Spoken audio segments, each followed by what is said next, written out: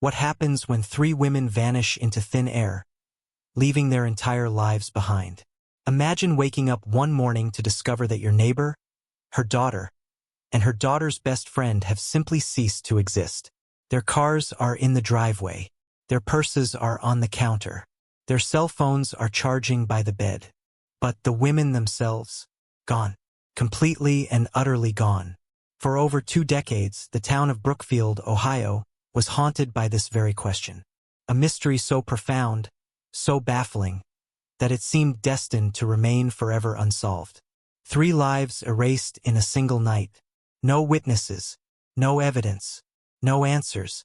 Just an empty house and 3 families torn apart by uncertainty and grief. But here's the thing about buried secrets. Sometimes they don't stay buried. In March 2024, a routine construction project would unearth something that had been hidden for 22 years. Something that would finally crack open one of Ohio's most perplexing cold cases. Something that would lead to an arrest that shocked the entire community and proved that justice, no matter how long delayed, never truly forgets.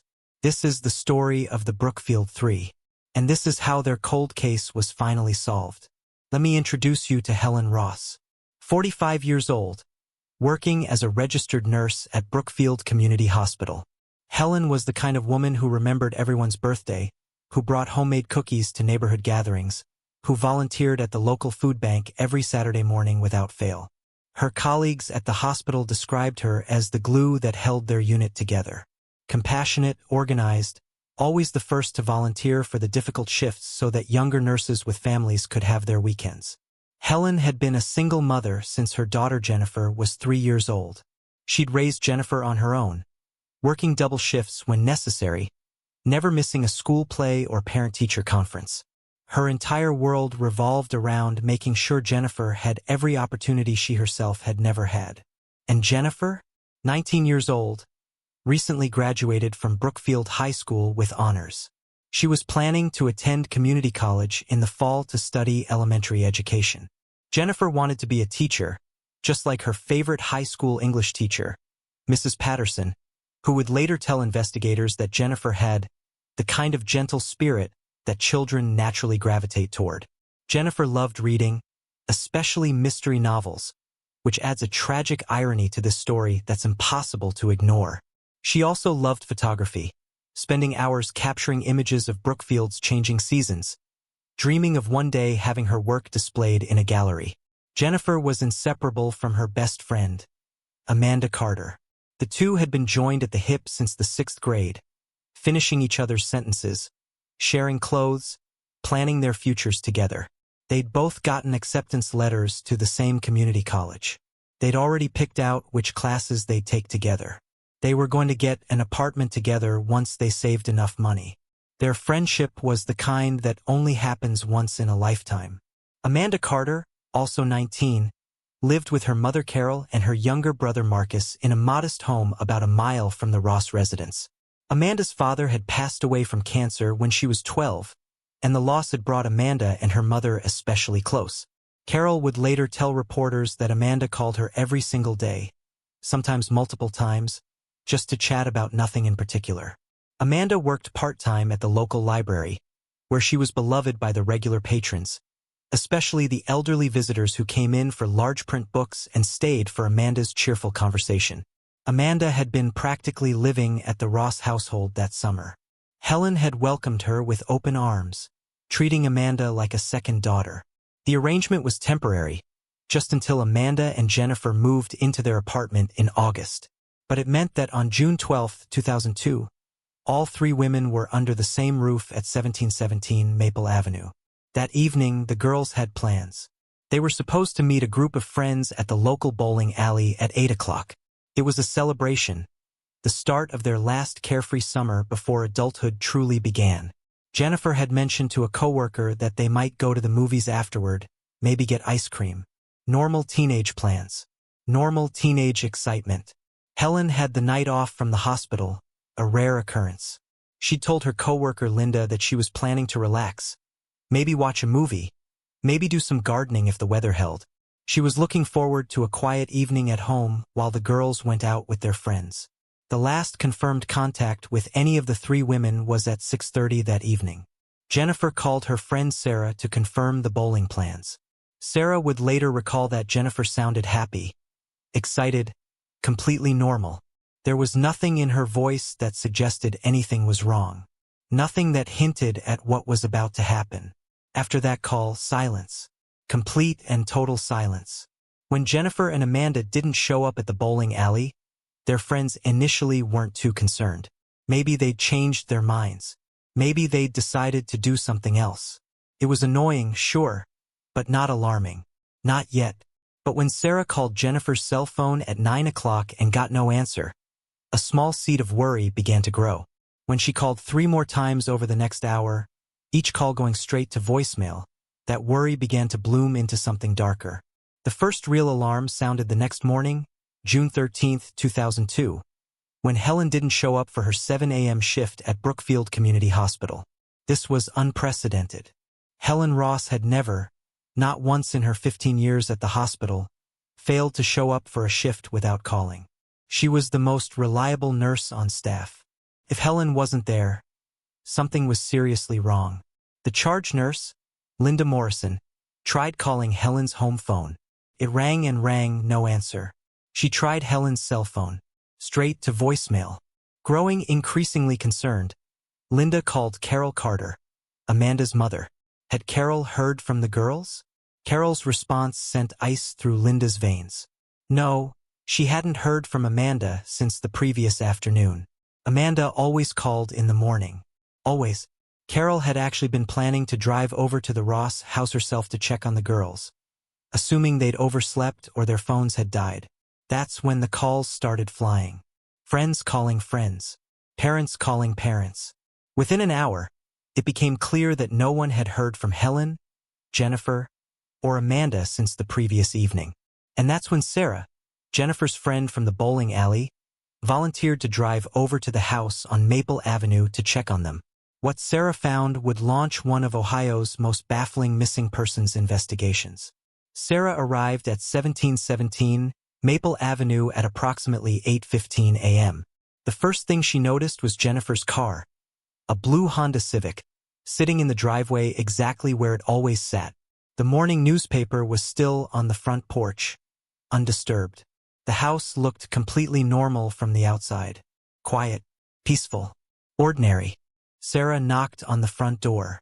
No answer. She knocked again, harder this time, calling out for Jennifer. Still nothing. She tried calling Jennifer's phone again. From inside the house, she could hear the faint sound of a phone ringing, then stopping as it went to voicemail. The phone was inside. Jennifer was not answering. Here's where it gets strange. Sarah tried the doorknob, expecting it to be locked. It wasn't. The door swung open easily, unlocked. Sarah called out again. Jennifer? Helen? Amanda? Her voice echoed through the empty house. No response. No sound at all except the quiet hum of the refrigerator in the kitchen. Sarah stepped inside, her heart beginning to pound. The house was immaculate. Not just clean but unnaturally tidy. The living room looked like something from a furniture catalog. No shoes by the door. No magazines scattered on the coffee table. No half-empty coffee mugs or phone chargers or any of the normal clutter of daily life. In the kitchen, Sarah found 3 purses lined up neatly on the counter. Helen's, Jennifer's, and Amanda's. She knew Jennifer's purse, a brown leather bag that Jennifer carried everywhere. Sarah opened it, her hands shaking. Jennifer's wallet was inside, her ID, her credit cards, $43 in cash. Her car keys were there too, attached to the keychain with the little camera charm that Sarah had given her for Christmas. Sarah's hands trembled as she pulled out her phone and dialed 911. Something's wrong, she told the dispatcher. Really wrong. When Brookfield police arrived at 117 Maple Avenue, they found exactly what Sarah had described. An unlocked house. 3 purses with wallets and keys. 3 cell phones, all charging in various locations throughout the house. Jennifer's car in the driveway. Helen's car in the garage. Not a single sign of struggle.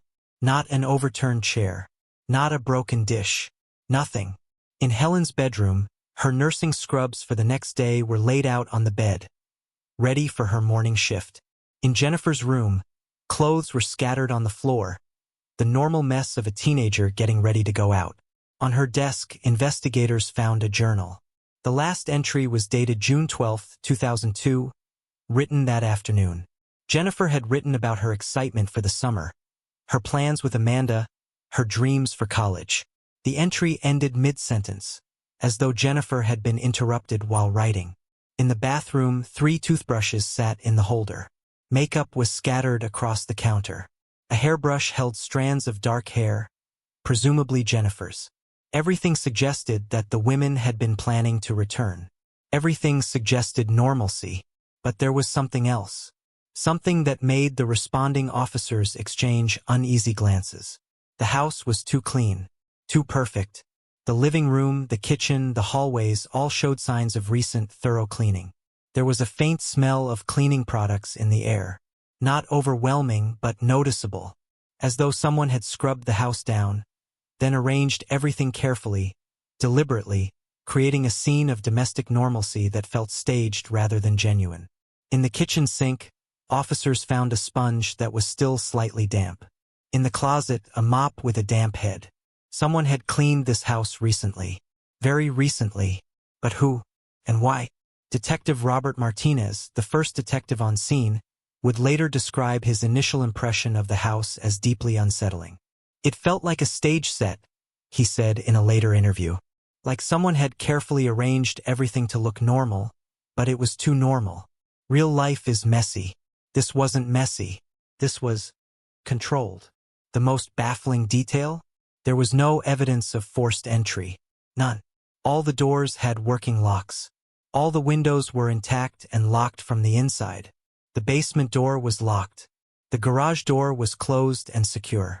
If something sinister had happened here, and every officer on scene felt certain that something sinister had indeed happened, then it meant one of two possibilities.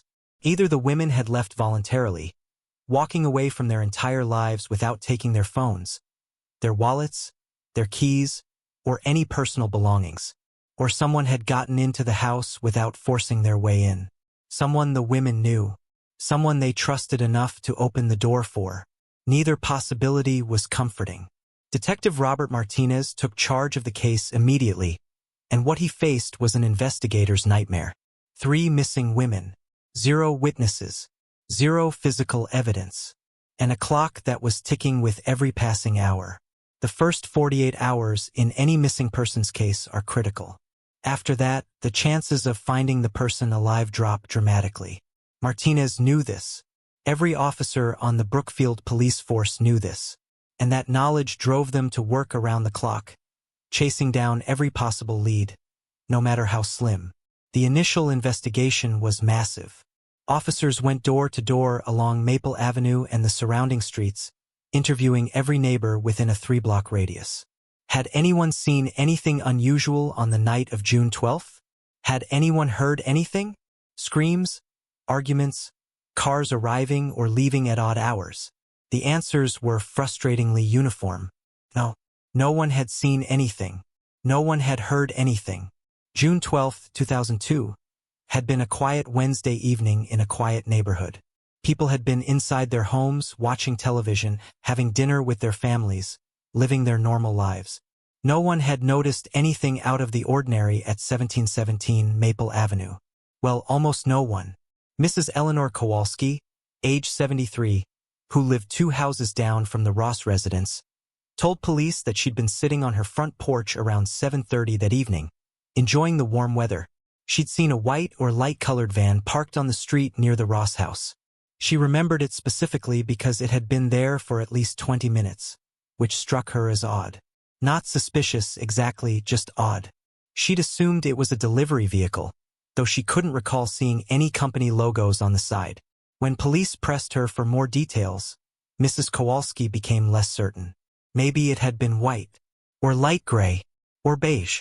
She wasn't sure about the make or model. She hadn't seen anyone get in or out of the van. She'd gone inside around 7:45 to watch her evening game shows, and when she'd looked out again around 9 o'clock, the van was gone. This was the only potential lead from the neighborhood canvas. A white van that may or may not have been connected to the disappearance. A white van that could have belonged to anyone, for any innocent reason. It wasn't much, but it was something. Police expanded their investigation to the women's personal lives. They interviewed Jennifer and Amanda's friends, their classmates, their co-workers. They interviewed Helen's colleagues at the hospital, her neighbors, people she volunteered with at the food bank. They were looking for anything that might explain the disappearance. An ex-boyfriend with a grudge, a stalker, a threatening interaction, financial problems, drug involvement, anything. What they found was nothing. Absolutely nothing. All three women led quiet, law-abiding lives. Helen had no romantic relationships that anyone knew of. Jennifer and Amanda had dated casually in high school but had no current boyfriends and no ex-boyfriends who seemed remotely threatening. None of the three women had any known enemies. None had received threatening phone calls or letters. None had mentioned feeling followed or unsafe. Helen's bank accounts were examined. No unusual withdrawals. No large deposits. Her credit cards showed normal spending patterns. Nothing suspicious. The same was true for Jennifer and Amanda. There was no evidence of financial distress. No evidence of planning to disappear. Police pulled phone records for all three women. The last calls made from the house on June 12th were completely innocent. Jennifer's call to Sarah about the bowling plans. Helen ordering a pizza for delivery around 6 p.m. before the girls went out. Amanda calling her mother briefly that afternoon to tell her she loved her. A call that would haunt Carol Carter for the rest of her life. The pizza delivery provided another dead end. The driver, a 22-year-old named Brandon Cole, confirmed he delivered a large pepperoni pizza to 1717 Maple Avenue at 6:15 p.m. He'd been let in by a woman matching Helen's description. She'd paid cash, tipped him $3 and seemed completely normal. Happy even. She'd called out to someone inside the house, presumably one of the girls, asking if they wanted plates. Brandon had left, thinking nothing of it. He was probably one of the last people to see Helen Ross alive. Early leads included examining local sex offenders.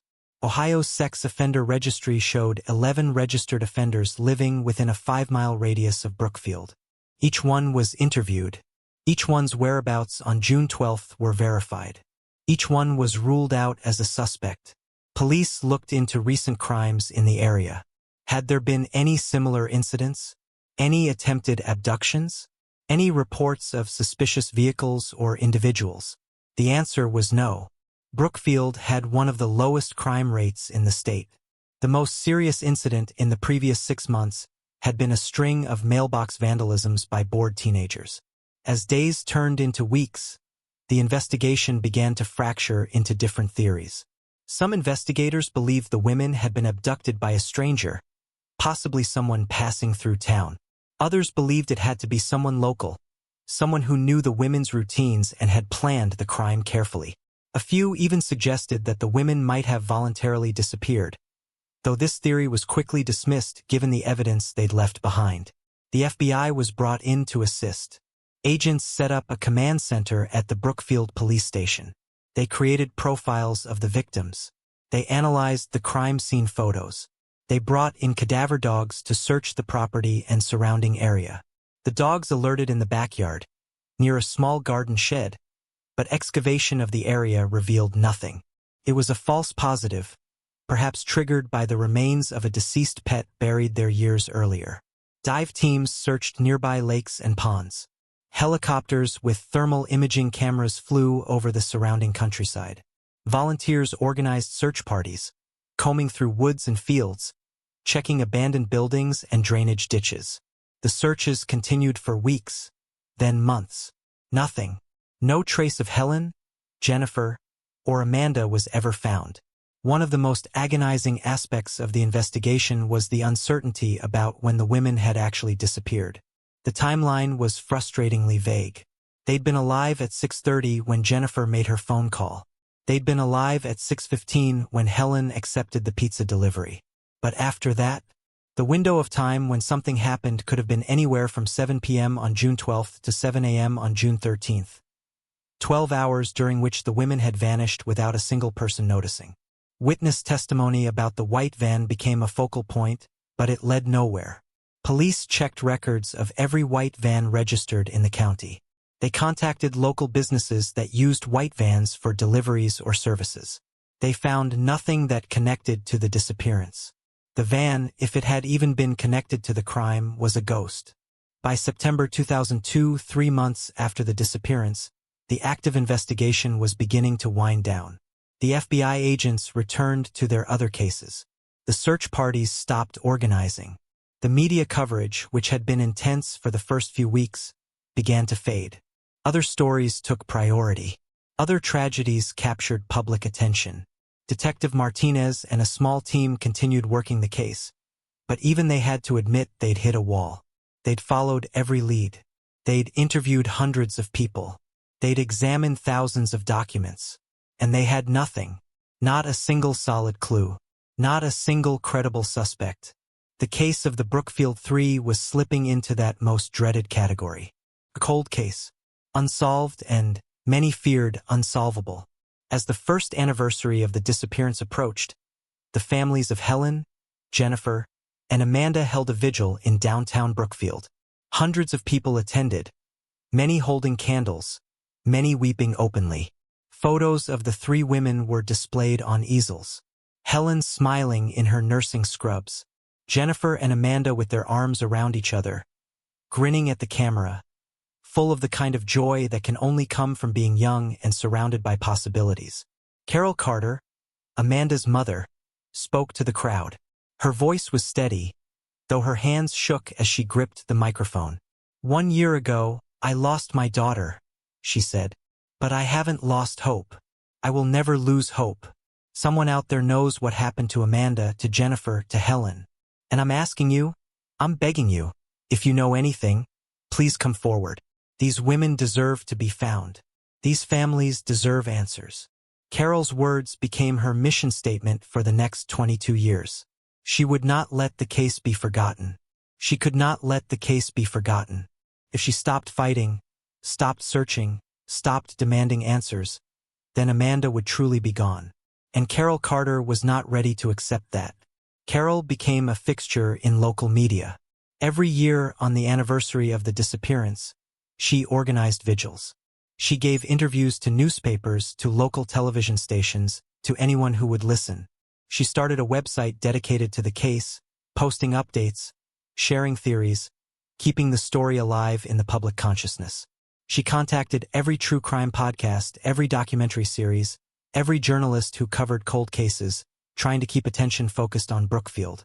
The other families dealt with their grief differently. Helen's parents, both elderly, became reclusive, rarely leaving their home. The loss of their daughter and granddaughter in a single night was simply too much to bear. They passed away within 2 years of each other, in 2008 and 2009, never knowing what had happened to their loved ones. Amanda's younger brother Marcus, who had been just 15 when his sister disappeared, struggled with depression and anger. How do you move forward when your sister has been erased from existence? How do you make sense of a world that allows something like this to happen? Marcus eventually moved out of Brookfield, unable to bear living in the town where his sister had vanished. He rarely spoke publicly about the case, his grief too private, too overwhelming to share. As years turned into decades, the case file for the Brookfield Three gathered dust in the Brookfield Police Department's cold case storage. The file was massive, hundreds of pages of interviews, reports, theories, dead ends. Detective Martinez, who had led the initial investigation, retired in 2012, but even in retirement, he couldn't let go of the case. He kept a copy of the file in his home office. He reviewed it periodically, hoping to spot something he'd missed, some detail that might crack the case open. In interviews years later, Martinez would describe the Brookfield Three case as the one that haunted him most. "I've worked hundreds of cases in my career," he said, "but this one was different. 3 women, gone without a trace. No bodies, no evidence, no resolution. They ate at me, still does. The town of Brookfield itself was forever changed by the disappearance. Parents became more protective of their children. People started locking their doors, something many hadn't bothered with before. There was a pervasive sense of unease, a feeling that something evil had touched their quiet community and left a stain that couldn't be washed away. The house at 1717 Maple Avenue stood empty for years. Helen's parents, before they died, couldn't bear to sell it or rent it. The house remained frozen in time, filled with the possessions of 3 women who would never return. Eventually, after the parents' deaths, the house was sold to a young couple who knew nothing of its history. They lived there for a few years before moving away, and the house changed hands several more times. Each new owner eventually learned the story and felt the weight of it. Meanwhile, somewhere in Brookfield, someone knew the truth. Someone knew exactly what had happened on June 12, 2002. Someone had taken 3 women from their home and hidden that crime so effectively that it seemed it would never be discovered. That person went about their daily life, working, perhaps raising a family, interacting with neighbors, all while carrying the secret of what they'd done. For 22 years, that secret stayed buried. The person responsible must have felt confident, maybe even invincible. They'd gotten away with it. The police had found nothing. The investigation had gone cold. As each year passed with no breakthrough, the killer likely felt more secure, more certain that they'd committed the perfect crime. But that's the thing about buried secrets. Time doesn't erase them. It just delays their discovery. And in the age of modern forensic science, even the most carefully hidden crimes can eventually be brought to light. In 2015, a new detective was assigned to review cold cases in the Brookfield area. Detective Sarah Chun took over a dozen unsolved cases, including the Brookfield Three. Chun was young, ambitious, and had a fresh perspective unencumbered by the frustrations of the original investigation. She spent months reviewing the case file, digitizing old documents, organizing evidence, looking for any avenue that hadn't been fully explored. Chen's focus landed on the DNA evidence that had been collected from the Ross house in 2002. Hair samples, fibers, fingerprints. At the time, DNA technology had been limited. Many samples couldn't be fully analyzed. Many profiles were incomplete. But technology had advanced significantly since 2002. Chen arranged for several pieces of evidence to be retested using modern techniques. The results were disappointing. Most of the DNA found in the house belonged to the victims themselves or to known visitors who had innocent reasons for being there. There was one unidentified male DNA profile, partial and degraded, found on the kitchen sponge. But it was too incomplete to run through any database. Another dead end. Chun also looked into the white van that Mrs. Kowalski had reported. She tracked down the original witness, now in her 90s and living in a nursing home. Mrs. Kowalski's memory had faded even further with age. She could barely remember the incident at all. The van, which had seemed like such a promising lead in 2002, remained a ghost. Despite Chen's efforts, she couldn't crack the case.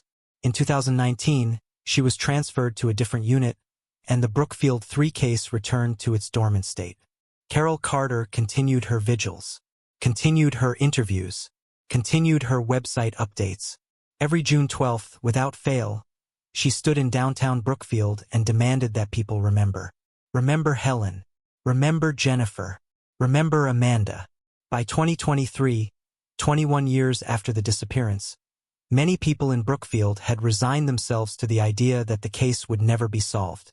The women's bodies would never be found. The person responsible would never face justice. It was a tragedy, yes, but some mysteries remain mysteries forever. Carol Carter refused to accept that.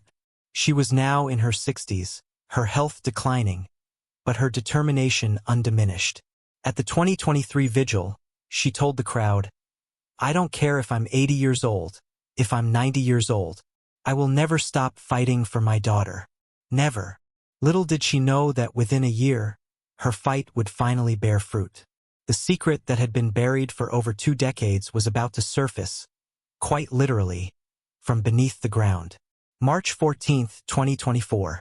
A date that would change everything. Brookfield Community Hospital, The same hospital where Helen Ross had worked as a nurse was undergoing a major renovation. The old parking lot, which had been in place since 2001, was being torn up and replaced with a new, expanded lot to accommodate the hospital's growth. The hospital had hired Midwest Construction, a regional company, to handle the demolition and reconstruction. The work crew, led by foreman Danny Torres, had been breaking up the old asphalt for 3 days. It was tedious, loud work. Jackhammers, excavators, dump trucks hauling away chunks of broken pavement. Nothing unusual, nothing interesting, just another construction job. On the morning of March 14th, the excavator operator, a man named Rick Sullivan, was digging in the northeast corner of the parking lot, near where the old staff parking spaces had been. The excavator's bucket dug into the ground, scooping up dirt and broken asphalt, then lifting it to dump into a waiting truck. On one particular scoop, something metallic glinted in the pile of dirt. Rick, who'd been doing this job for 15 years, had learned to notice unusual objects. People buried weird things. Old pipes, electrical conduits, sometimes even forgotten time capsules. He stopped the excavator, climbed down from the cab, and walked over to the pile of dirt to investigate. What he found was a metal box, roughly the size of a shoebox, badly rusted but still intact. It was wedged in the dirt, partially crushed from the weight of the asphalt and earth that had buried it for years. Rick called Torres over. "Hey, boss, look at this." Torres examined the box. It was locked or had been locked at some point, though the lock was now corroded. "Probably someone's old toolbox," Torres said.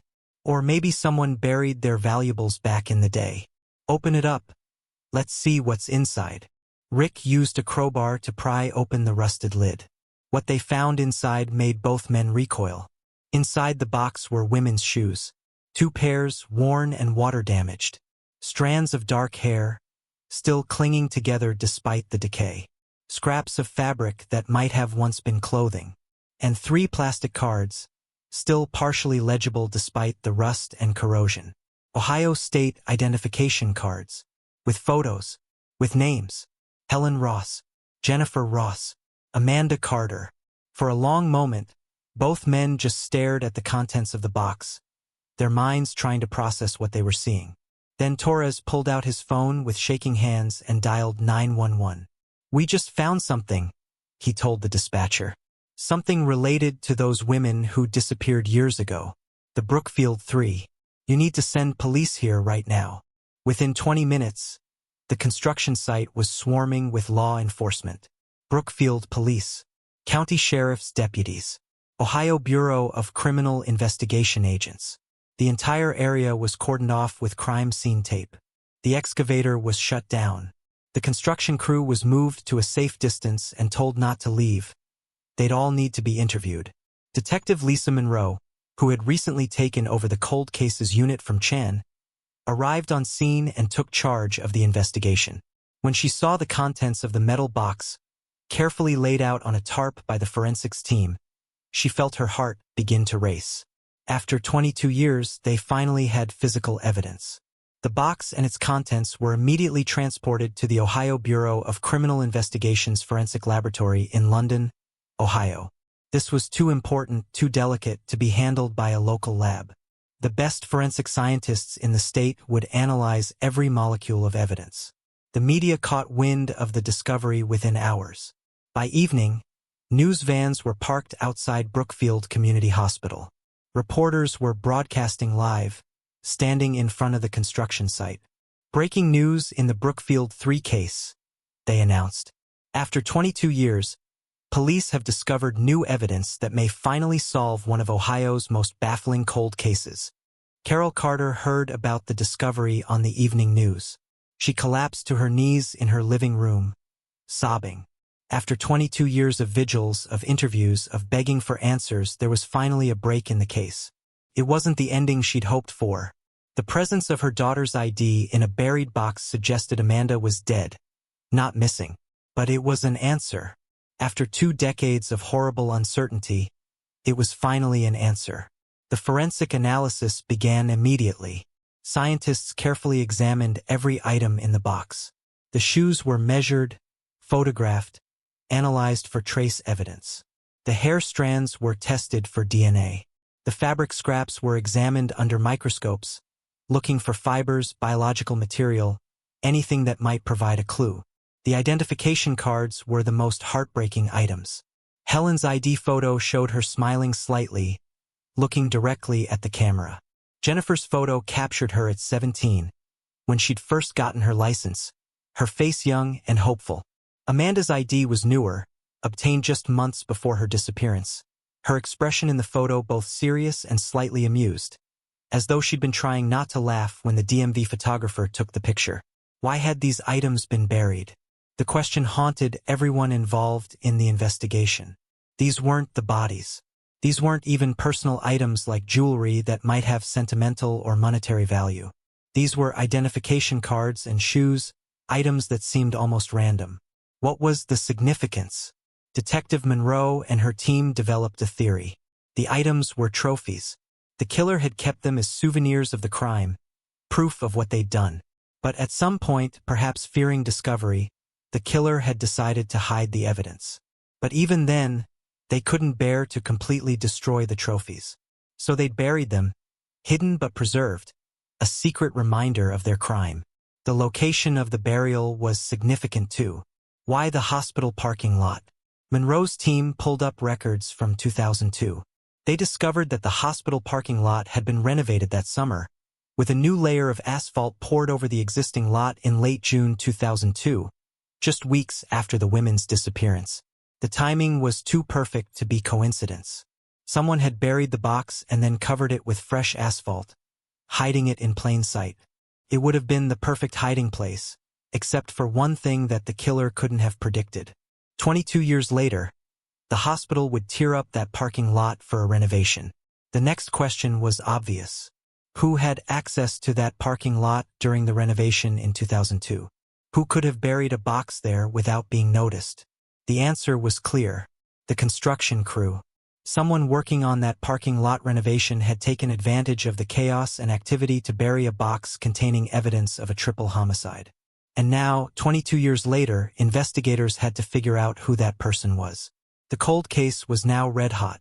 Detective Monroe assembled a task force that included investigators from the Brookfield Police Department, the County Sheriff's Office, and the Ohio Bureau of Criminal Investigation. Their first priority was forensic analysis. Their second priority was tracking down everyone who had worked on that hospital parking lot in 2002. The forensic results came back within 2 weeks, and they were extraordinary. Modern DNA extraction techniques, which hadn't existed in 2002, were able to pull viable genetic material from multiple sources in the box. Hair samples provided DNA profiles. The interior of the shoes, where sweat and skin cells had accumulated, provided additional samples. Even the fabric scraps yielded DNA. Most of the DNA belonged to the victims, which was expected. But there was also foreign DNA, male DNA, a complete, viable profile that could be run through databases. The forensic scientists were confident. This profile hadn't been in the original case file. This was new evidence. The DNA profile was entered into CODIS, the Combined DNA Index System, a national database containing millions of genetic profiles from convicted offenders, arrestees, and unsolved crime scenes. The system began searching for matches. While waiting for the DNA results, Monroe's team tackled the second part of the investigation. Who had worked on the hospital parking lot renovation in June 2002? This proved more challenging than expected. The hospital's records from 2002 were incomplete. The construction company that had done the work, Precision Paving Incorporated, had gone out of business in 2009. The company's records had been lost or destroyed. The owner had died in 2015. Monroe's team had to piece together the information from multiple sources. They pulled county permit records, which listed the contractors and subcontractors involved in the project. They tracked down former employees of Precision Paving through old tax records and unemployment claims. They contacted the Ohio Bureau of Workers' Compensation, which maintained records of everyone who'd been covered by workplace insurance on construction projects. It took 2 weeks of intensive work, but they eventually compiled a list of 23 individuals who had worked on the hospital parking lot renovation in June 2002. 23 potential suspects. The team began the painstaking process of locating each person and determining their current status. Some had moved out of state. Some had died in the intervening years. Some had criminal records for unrelated offenses. Each person would need to be investigated, interviewed, and possibly asked to provide a DNA sample for comparison. Then, on April 3, 2024, the Cody's search returned a hit. The male DNA found in the buried metal box matched a profile in the database. A profile belonging to a man named Michael Wayne Graves. The moment Detective Monroe saw the name on her computer screen, she felt a jolt of electricity run through her body. This was it. This was the break they'd been waiting for. Michael Wayne Graves, age 74, currently living in a retirement community in Austintown, Ohio, about 30 miles from Brookfield. His DNA was in the Cody's database because he'd been arrested in 2018 for a DUI, a misdemeanor that had required a DNA sample under Ohio law. Monroe immediately pulled Graves' file, and what she found made the pieces fall into place with chilling clarity. In June 2002, Michael Wayne Graves had been 52 years old. He'd been employed by Precision Paving Incorporated as a general laborer.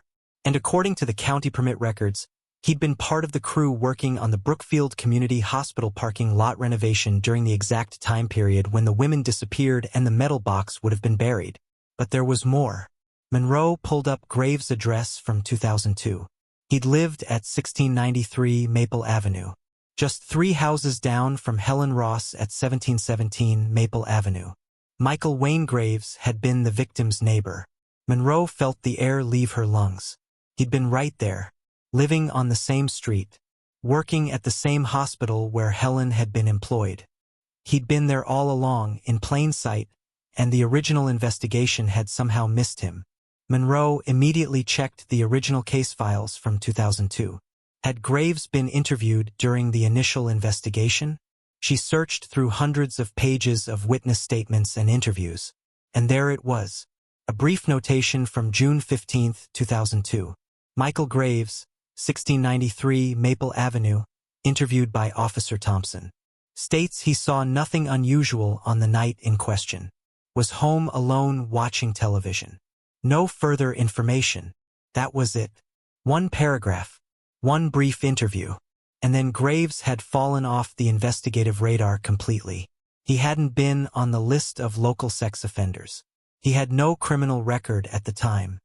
He'd been just another neighbor who claimed to have seen nothing. The investigation had moved on, never giving him a second thought. For 22 years, Michael Wayne Graves had been living free, his secret buried beneath a parking lot, confident that he'd gotten away with murder. But now, the DNA evidence placed him directly at the scene.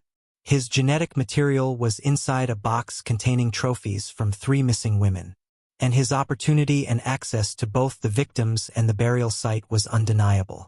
Detective Monroe assembled her team. "We've got him," she told them. "Now we need to build an airtight case." The investigation into Michael Wayne Graves moved quickly. Detectives pulled his complete background. Employment history, criminal history, property records, financial records. They interviewed his former co-workers from Precision Paving. They interviewed people who'd known him in 2002. They built a timeline of his movements and activities. What emerged was a portrait of a man who'd managed to fly under the radar his entire life. Graves had been married twice, both marriages ending in divorce. His first ex-wife, contacted by investigators, described him as controlling and occasionally violent, though she'd never reported any domestic abuse. His second ex-wife had similar stories, adding that Graves had a temper that could be triggered by seemingly minor things. Former co-workers from Precision Paving remembered Graves as a loner, someone who kept to himself, didn't socialize much with the crew. Several mentioned that he'd had an odd habit of watching women, staring at them in a way that made people uncomfortable. One former co-worker recalled that Graves had mentioned the disappearance of the women from Maple Avenue, saying something like, "Those girls should have been more careful. You never know who's watching." The statement, made in 2002, had seemed like generic true crime commentary at the time. Looking back now, it felt like a taunt. Investigators dug into Graves' movements on June 12, 2002. His work records showed he'd been off duty that day, as the paving crew wasn't scheduled to pour the new asphalt layer until later in the month. He'd been home, by himself, with no alibi. He lived 3 houses away from the victims. He would have known their routines. He could have easily approached the house without raising suspicion. And here's where the timeline became especially chilling. The new asphalt layer had been poured on June 28, 2002, 16 days after the women disappeared. Graves had worked that shift. He would have had the opportunity to bury the metal box before the fresh concrete covered it forever. The case was coming together, but Monroe needed more than circumstantial evidence and DNA from a buried box. She needed a confession, or at the very least, she needed to confront Graves and see how he reacted. On April 10, 2024, Monroe and a team of detectives drove to the retirement community in Austintown where Michael Wayne Graves now lived. It was time to bring a 22-year-old secret into the light. Michael Wayne Graves lived in a modest 1-bedroom apartment in the Autumn Leaves retirement community, a facility for seniors who needed minimal assistance. At 74, Graves was in declining health, suffering from diabetes and early-stage emphysema. He spent most of his days watching television and smoking cigarettes on his small balcony, despite his respiratory condition. When Detective Monroe knocked on his door at 9 a.m. on April 10, 2024, Graves answered wearing sweatpants and a stained t-shirt. He looked at the group of detectives with confusion, then with what Monroe would later describe as a flicker of fear that passed quickly across his face before being replaced with a neutral expression. "Michael Graves?" Monroe asked, holding up her badge. "Yeah," Graves replied, his voice raspy from years of smoking. "What's this about?" "We need to ask you some questions about an old case. May we come in?" Graves hesitated for just a moment, then stepped aside. "I guess." The apartment was sparse and cluttered at the same time. A recliner facing a television. Stacks of newspapers and magazines. Dirty dishes in the sink. The smell of cigarette smoke permeated everything. Graves offered the detectives seats, but Monroe and her team remained standing, establishing their authority in the space. "Mr. Graves, do you remember living at 1693 Maple Avenue in Brookfield back in 2002? Monroe asked. Graves' expression didn't change. "That was a long time ago. But yeah, I remember." "Do you remember 3 women who disappeared from that neighborhood in June 2002? Helen Ross and her daughter Jennifer, and Jennifer's friend Amanda Carter." Now Graves' face tightened slightly. "I remember hearing about it. It was all over the news." "You were interviewed by police at the time," Monroe continued. "You told them you didn't see anything unusual." "That's right. I didn't." Monroe let a moment of silence hang in the air. Then she said, "Mr. Graves, we recently discovered new evidence related to that case. Evidence that we've analyzed using DNA technology. And that evidence places you at the scene of a crime." Graves' face flushed. "I don't know what you're talking about." "Your DNA, Mr. Graves, was found on items belonging to the missing women. Items that were buried in a location only someone with specific knowledge and access would have been able to use. We know you worked on the hospital parking lot where those items were hidden. We know you lived 3 houses away from the victims. And we know that you have no alibi for the night they disappeared." Graves stood up, his hands shaking. "I want a lawyer." "You're certainly entitled to one," Monroe said calmly. "But before we go down that road, I want to give you a chance to tell your side of the story. Because right now, the evidence is telling a very specific story, and it doesn't paint you in a good light." Graves sat back down, his breathing labored. For a long moment, he was silent, his eyes darting around the room as though looking for an escape route that didn't exist. "I don't have to talk to you," he finally said. "That's true," Monroe agreed. "But we have enough evidence to arrest you right now. The DNA doesn't lie, Mr. Graves. What we don't have is the why. We don't understand what happened that night. And honestly, a jury is going to be a lot more sympathetic if they understand why this happened rather than just seeing you as a monster who killed 3 innocent women for no reason." It was a calculated tactic, giving Graves an opportunity to humanize himself, to provide a motive that might make his actions seem less purely evil. It was a tactic designed to get him talking. And it almost worked. Graves opened his mouth as though to speak, then closed it again. His hands gripped the arms of his chair. Monroe could see him wrestling with the decision. Confess or stay silent. After 22 years of keeping the secret, was he ready to let it out? Finally, Graves spoke, but not with a confession. Instead, he said, "Those girls were trouble.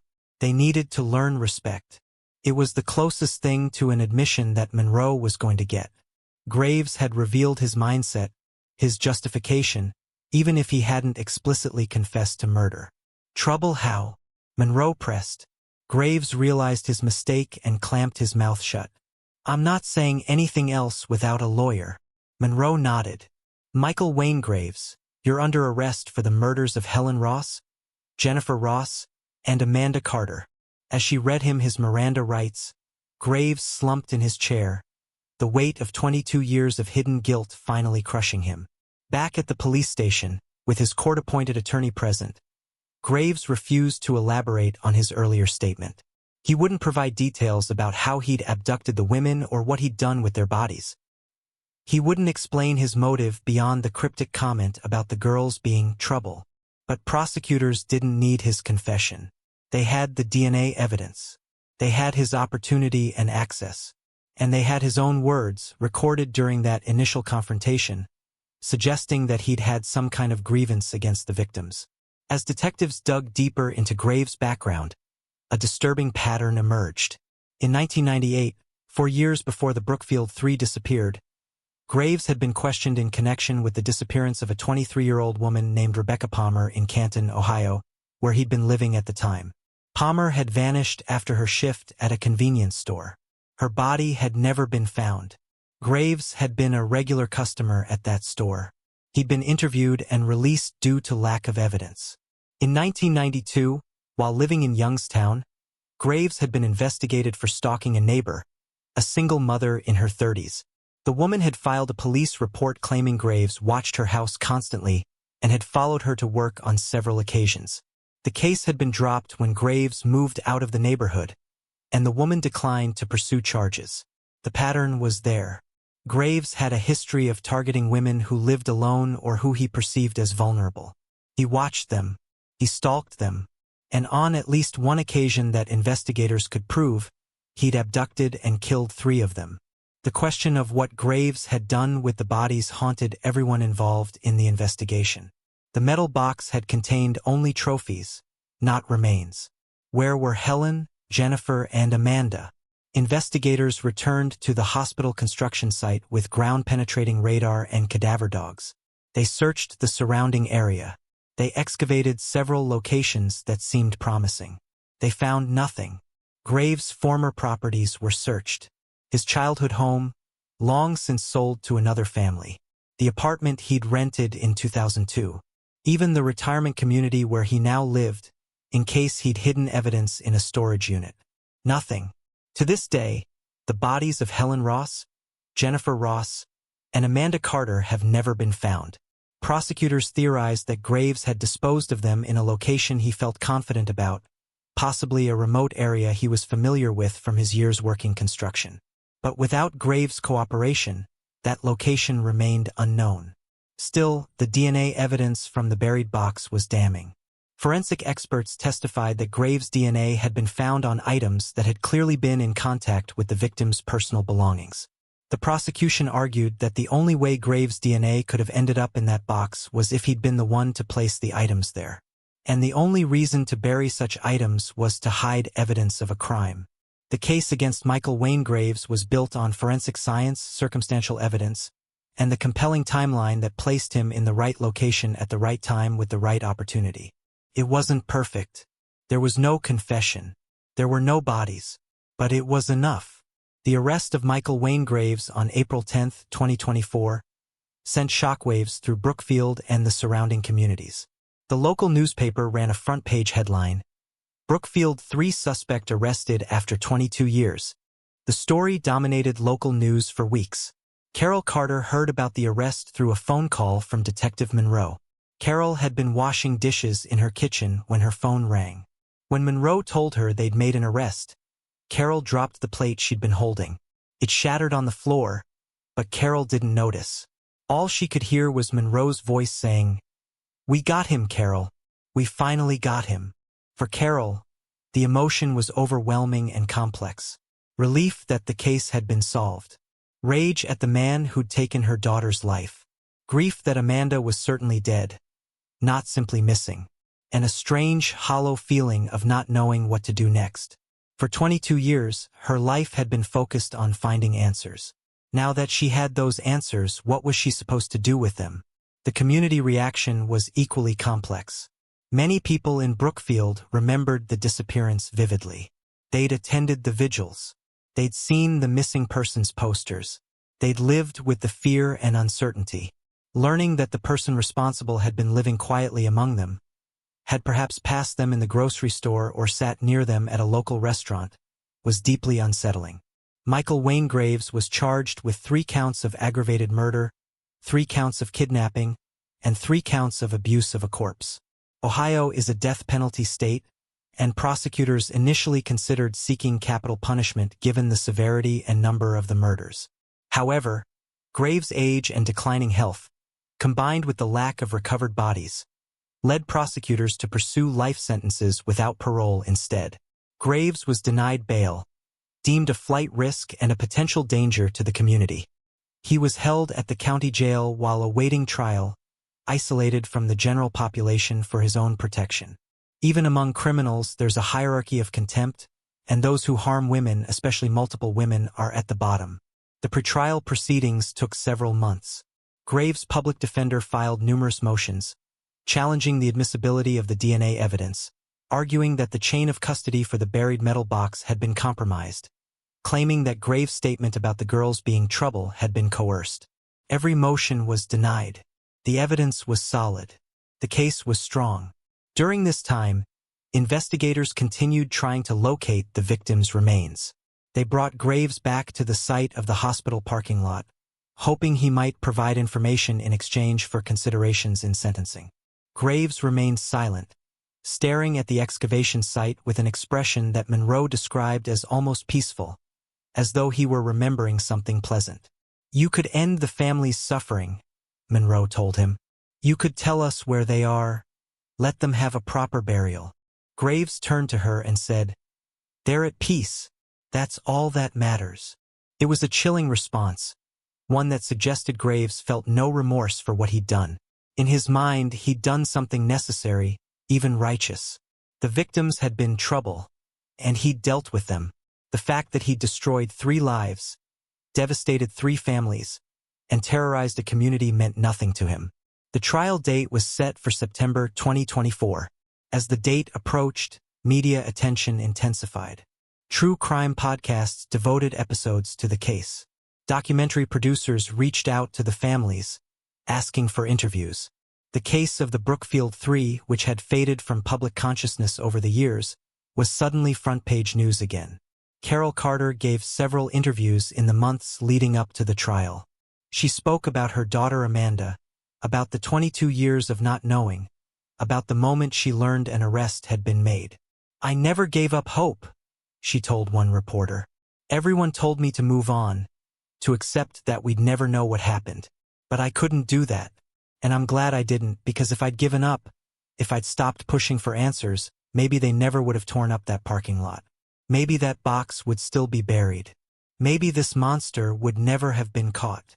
Marcus, Amanda's younger brother, did not give interviews. He released a brief written statement saying that while he was grateful for the arrest, no amount of justice could bring back his sister or heal the wound her loss had left in his life.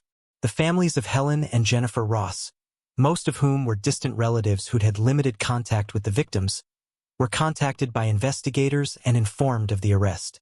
They expressed relief but declined to be involved in the media coverage or the trial proceedings, their grief too private to be shared publicly. As September approached, the courthouse in Brookfield prepared for what would be the most high-profile trial in the county's history. Additional security was arranged. Media credentials were issued.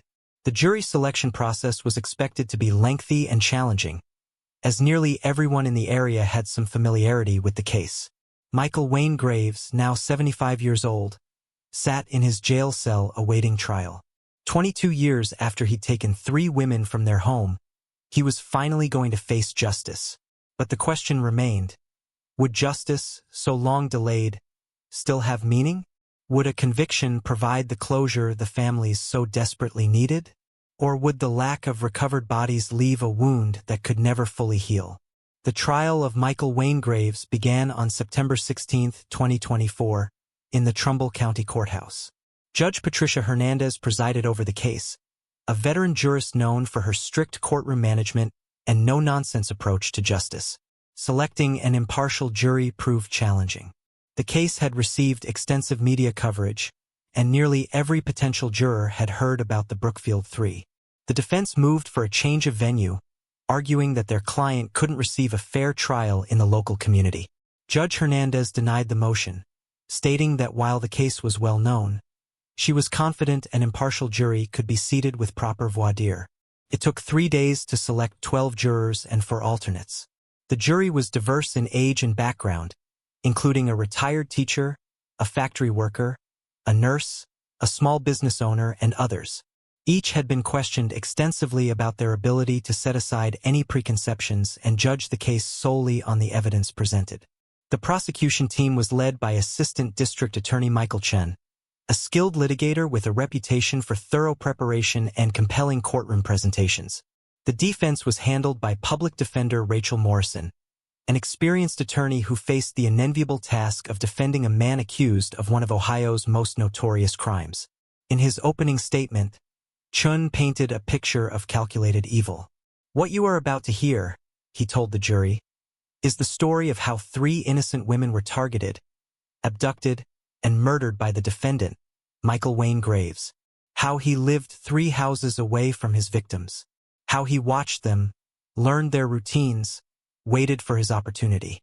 How on June 12, 2002, he made his move, taking all 3 women from their home and making them vanish without a trace.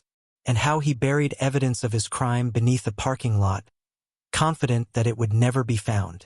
Chen's opening statement lasted 45 minutes, methodically laying out the timeline, the evidence, and the forensic science that would prove Graves' guilt beyond a reasonable doubt. Morrison's opening statement took a different approach. She acknowledged the tragedy of the missing women but argued that the prosecution's case was built on circumstantial evidence and scientific techniques that, while impressive, were not infallible. "The prosecution wants you to believe that DNA found in a box buried for 22 years definitively proves my client murdered 3 women," she said. "But DNA can be transferred innocently. DNA can be contaminated. And DNA doesn't tell you how it got somewhere, only that it's there. My client lived near the victims. He worked at the hospital. His DNA being present doesn't prove murder. It proves proximity, nothing more. It was a reasonable argument, given the evidence. But it was an uphill battle, and everyone in the courtroom knew it. The prosecution's case unfolded over 2 weeks. Detective Monroe was the first witness, walking the jury through the entire investigation, from the initial disappearance in 2002 to the discovery of the buried box in 2024. Her testimony was clear, detailed, and compelling. She described the eerie scene at the Ross house, the years of dead ends, the breakthrough that came from the construction site. Rick Sullivan, the excavator operator who discovered the box, testified about the moment he'd seen the identification cards and realized what he'd found. "I've been doing construction for 15 years, he said. "I've dug up a lot of strange things. But this was different. I knew immediately it was something important, something terrible." The forensic scientists who'd analyzed the evidence took the stand one by one. Dr. Patricia Williams, a DNA specialist from the Ohio Bureau of Criminal Investigation, provided detailed testimony about the genetic material found in the box. Using charts and diagrams, she explained to the jury how DNA is extracted, analyzed, and matched. She testified that the DNA profile found in the box was a definitive match to Michael Wayne Graves, with a probability of random match so small it was essentially impossible. "Can you explain to the jury how DNA might end up in this buried box if Mr. Graves wasn't the person who placed it there?" Chen asked. "There's no innocent explanation," Dr. Williams replied. "The DNA was found on multiple items that were in direct contact with the victim's belongings. For that DNA to be there, Mr. Graves had to have handled those items. And given the nature of what was in the box, trophies from missing women, there's only one logical explanation. He took those items from the victims and buried them." The defense's cross-examination of Dr. Williams focused on the possibility of contamination, but Williams confidently addressed each concern, explaining the rigorous protocols in place to prevent contamination and the multiple rounds of testing that had confirmed the results. Former co-workers of Graves from Precision Paving testified about his behavior in 2002. Several recalled that Graves had seemed agitated in the days after the women's disappearance. One co-worker, Thomas Bradley, testified that Graves had made a comment about the missing women being dumb for trusting the wrong person. At the time, Bradley had thought it was an odd comment but hadn't thought much of it. Looking back, it seemed like Graves had been unable to resist hinting at his crime. Mrs. Eleanor Kowalski, now 95 years old, was brought to the courthouse in a wheelchair to testify about the white van she'd seen on Maple Avenue the night of the disappearance. Her testimony was less impactful than prosecutors had hoped, as her memory had faded significantly. Under cross-examination, she admitted she couldn't be certain of the date she'd seen the van or whether it had any connection to the missing women.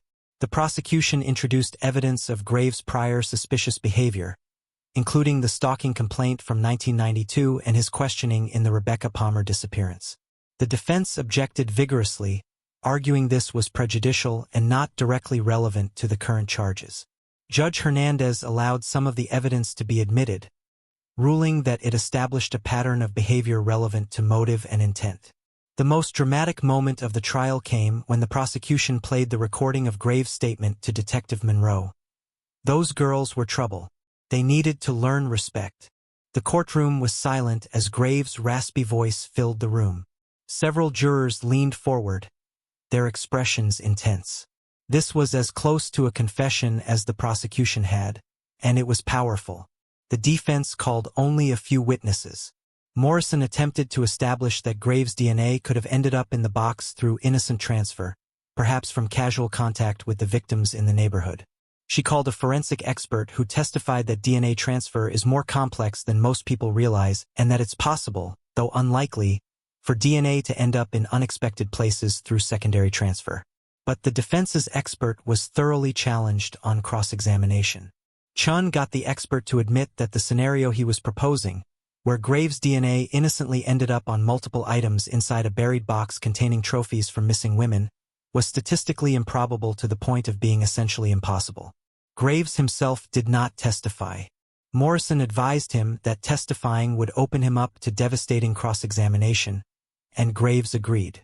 The jury would not hear directly from the accused, though his recorded statements would speak for him. In her closing argument, Morrison made one last attempt to raise reasonable doubt.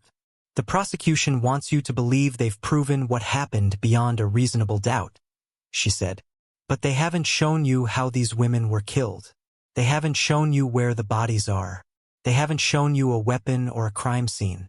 What they've shown you is DNA in a box and a lot of theories. Is that really enough to convict a man of murder and send him to prison for life?" But Chen's closing argument was devastating. "The defense wants you to ignore the DNA evidence because it's inconvenient to their case," he said. "But DNA doesn't lie. The defendant's genetic material was found on items belonging to 3 missing women. Items that were buried in a location the defendant had access to. Items that could only have been placed there by the person responsible for their disappearance. Michael Wayne Graves took 3 women from their home. He killed them. He kept trophies. And then he buried those trophies and thought he'd gotten away with it. For 22 years, he did get away with it. But today, justice has finally caught up to him. And I'm asking you to deliver the verdict that Helen Ross, Jennifer Ross, and Amanda Carter have been waiting 22 years to receive. Guilty." The jury deliberated for 8 hours over 2 days. The wait was agonizing for everyone involved.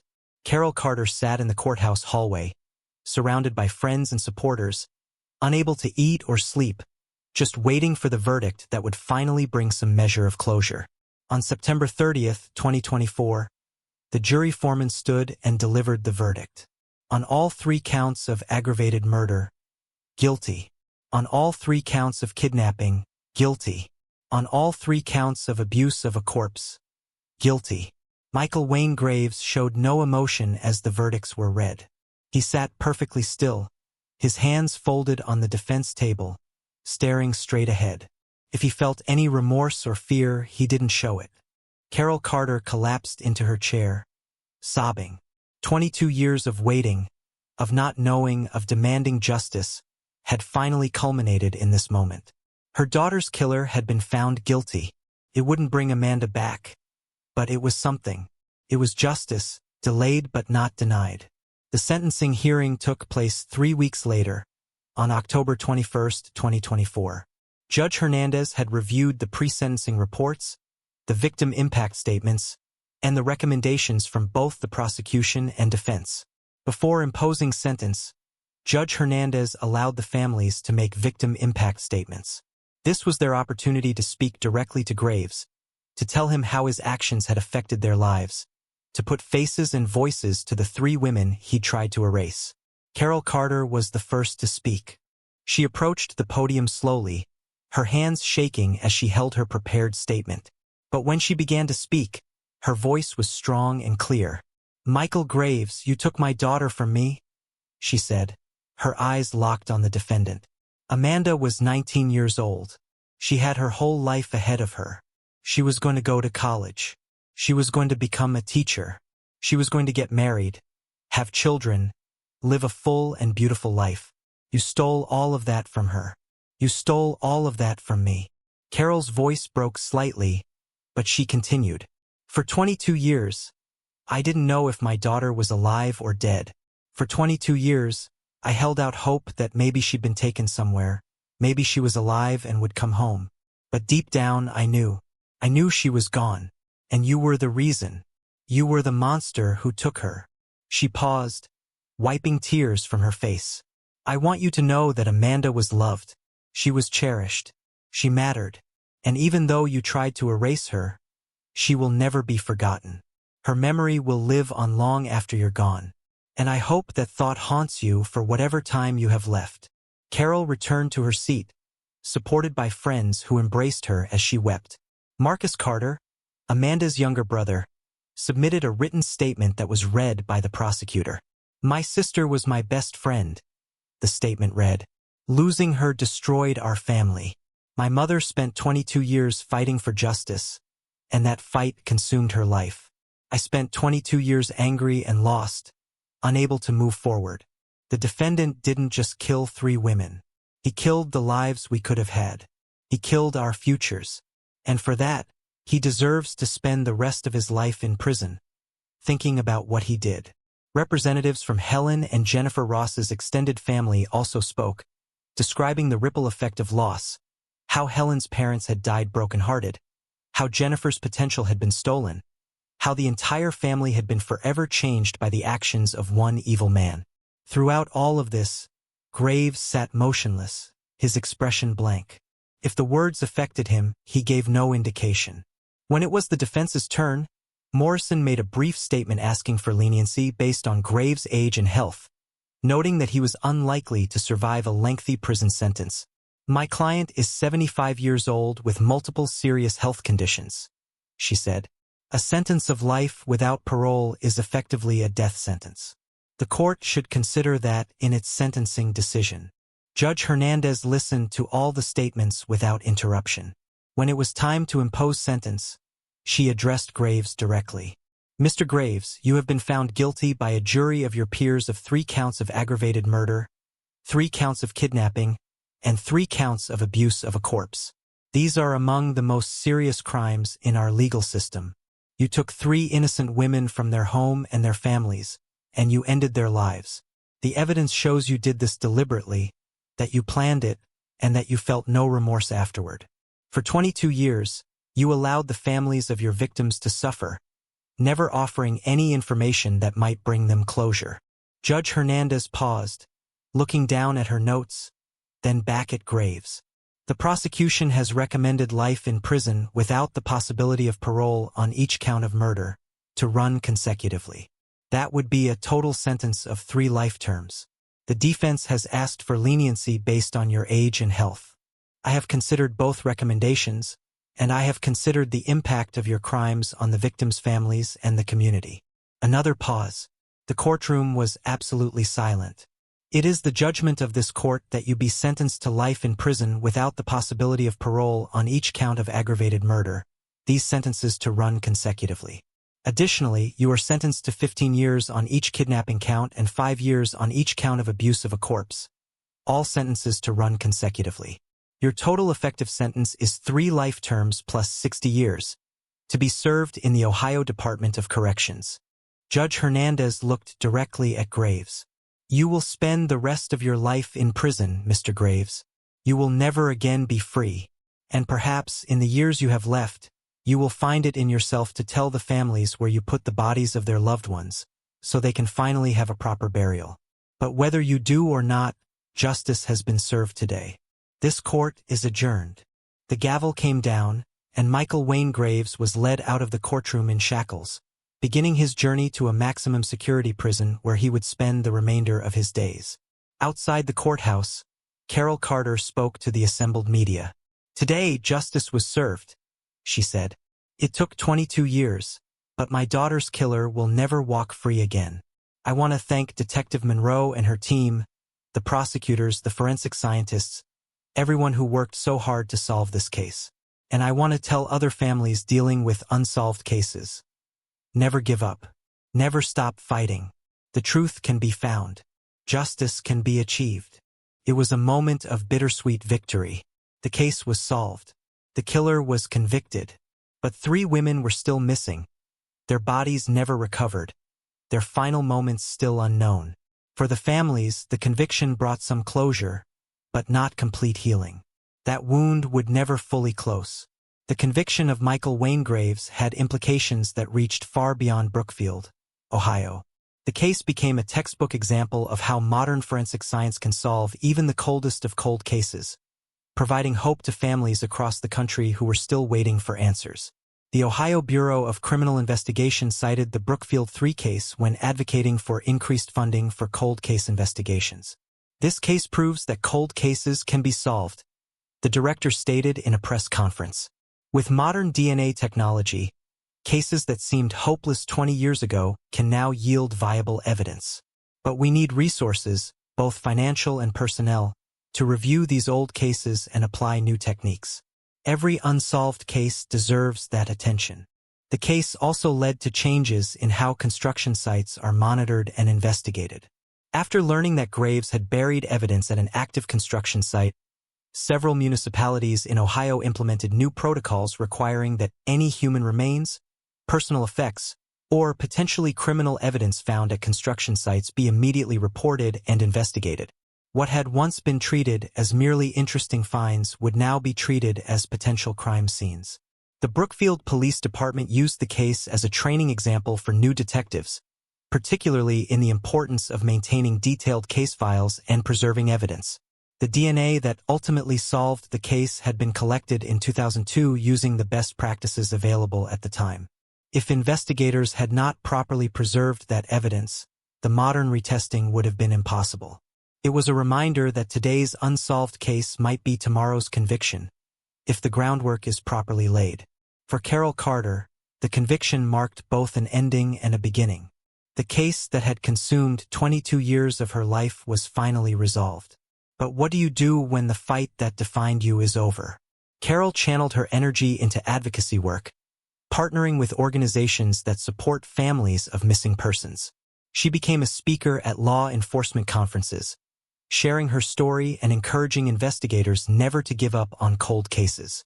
Families need to know that someone is still looking for answers, Carol said in one interview. That's what kept me going for 22 years. Knowing that there were detectives who still cared, who still reviewed the file, who were waiting for the break that would crack the case. If they'd given up, if they'd closed the file and forgotten about us, I don't think I could have survived that. The case also reignited interest in other unsolved disappearances in Ohio. Detectives began reviewing cold cases from the 1990s and early 2000s, looking for any possible connection to Michael Wayne Graves. The case of Rebecca Palmer, the woman who disappeared from Canton in 1998, was formally reopened. Investigators believed there was a strong possibility Graves had been responsible for that disappearance as well, though without his cooperation, proving it would be challenging. There were other cases too. A missing person from Youngstown in 1993. A woman who'd vanished from Akron in 2000. In each case, Graves had been living in or near the area at the time of the disappearance. In each case, the victim matched a pattern. Women living alone, women Graves might have had access to or knowledge of. Investigators were pursuing these connections, hoping to bring closure to other families who'd been waiting for answers. Graves himself remained silent. Transferred to the Mansfield Correctional Institution, a maximum security facility, he was placed in protective custody due to the nature of his crimes.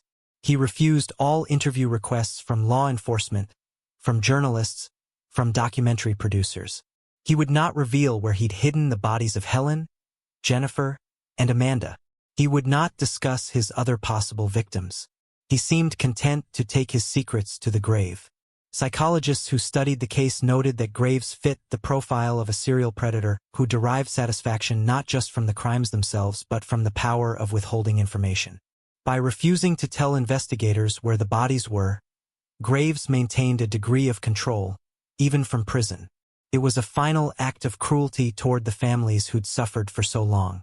Detective Monroe, who'd worked tirelessly to bring Graves to justice, reflected on the case in an interview a year after the conviction. "This case taught me that persistence matters," she said. "The original investigators in 2002 did everything they could with the tools available to them. They collected evidence. They interviewed witnesses. They preserved the crime scene. They couldn't solve it then, but their work made it possible for us to solve it now. That's the lesson for every investigator working a cold case. Do the work. Preserve the evidence. Because someday, maybe years from now, that work will pay off." The case also served as a stark reminder of a troubling truth. Monsters can live among us, looking like ordinary people, holding ordinary jobs, living ordinary lives. Michael Wayne Graves had been a neighbor, a co-worker, a person who passed through the community without raising significant alarm. He'd attended the same vigils for the missing women, perhaps feeling a twisted sense of satisfaction at the grief he'd caused. For 22 years, he'd maintained his secret while the community suffered. That realization was unsettling for many residents of Brookfield. How well do you really know your neighbors? How many other secrets are hiding behind closed doors? The case didn't just solve a mystery. It shattered a sense of innocence and safety. But there was also a positive message in the resolution of the case. Justice, though sometimes delayed, can prevail. Modern science, dedicated investigators, and families who refuse to give up can combine to bring even the most cunning criminals to account. The Brookfield Three case proved that no matter how much time has passed, it's never too late to seek the truth. The story of the Brookfield Three is a story of loss, perseverance, and ultimately, justice. 3 women, Helen Ross, Jennifer Ross, and Amanda Carter, were taken from their home on a June night in 2002 and were never seen again. For 22 years, their families lived with the agonizing uncertainty of not knowing what had happened to their loved ones. But they never gave up hope. Carol Carter, Amanda's mother, spent more than 2 decades fighting for answers, organizing vigils, speaking to the media, keeping her daughter's case in the public eye. That determination, combined with a chance discovery at a construction site and the power of modern forensic science, finally brought the truth to light.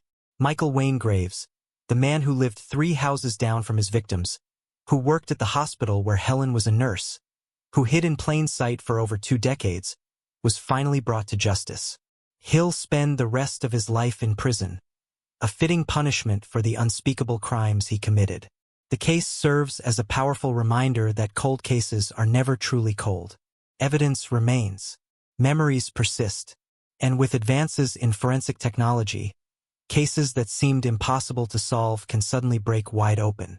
Every cold case file sitting in a police department represents a family still waiting for answers, a community still seeking closure. If this case has taught us anything, it's that persistence matters. Never assume a case is too old to solve. Never assume that justice is out of reach. The investigators who collected evidence in 2002 couldn't have imagined that 22 years later, that evidence would convict a killer. But their careful work made that conviction possible. To the families of missing persons everywhere, the message is clear. Don't give up. Keep fighting. Keep your loved one's memory alive. Keep demanding that investigators take another look at the evidence. The breakthrough you're hoping for might be just around the corner, whether it comes from a construction project, a DNA database hit, or a witness who finally decides to come forward. To law enforcement officers working cold cases, this case is proof that your work matters. Every piece of evidence you collect, every interview you conduct, every detail you document could be the key that solves the case years from now. Don't give up on these families. They're counting on you. The bodies of Helen, Jennifer, and Amanda have never been found. That's the tragedy that even this conviction cannot erase. Somewhere, their remains are still hidden, waiting to be discovered, waiting to finally be laid to rest with the dignity and respect they deserve. Michael Wayne Graves knows where they are, but he's chosen to take that information to his grave. It's a final act of cruelty, one that continues to cause suffering. But even without recovering the bodies, the families have something they didn't have for 22 years. They have answers. They know what happened. They know who was responsible. And they know that the person who destroyed their lives will never walk free again. This case reminds us that every cold case represents real people, real families, real suffering. It's not just a file in a cabinet or a story on the news. It's someone's daughter, someone's mother, someone's best friend. And they all deserve justice. If you have any information about unsolved cases in your area, I encourage you to come forward. You might not think your information is important, but it could be the missing piece investigators need. A small detail, something you saw or heard years ago, could be the key that brings someone home. The Brookfield Three case is now closed, at least in terms of conviction. But the impact of this case will resonate for years to come, serving as both a cautionary tale and a beacon of hope. A reminder that evil exists but that justice, though sometimes delayed, never forgets. For Helen Ross, who just wanted to raise her daughter and help her patients. For Jennifer Ross, who dreamed of becoming a teacher. For Amanda Carter, who called her mother every day and worked at the library helping elderly patrons. Their lives mattered. Their memories endure. And their case, finally solved after 22 years, stands as a testament to the power of never giving up. With that said, thanks for listening, and until next time, remember that justice may be slow, but it never sleeps. Cold cases can be solved. Answers can be found. And the truth, no matter how deeply buried, will eventually come to light.